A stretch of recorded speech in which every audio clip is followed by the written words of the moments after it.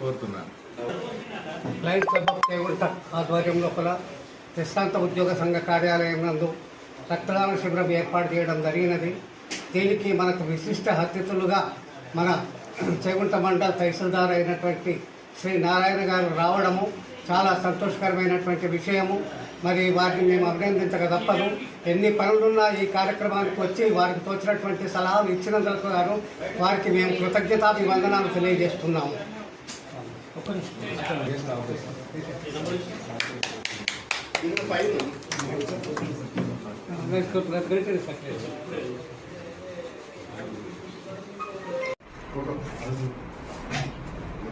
అన్న రక్తదానం ఇచ్చాడు ఫస్ట్ డోనర్. అంతేనా? ఏ మా బావ అన్నిట్ల ముందే ఉంటుండు.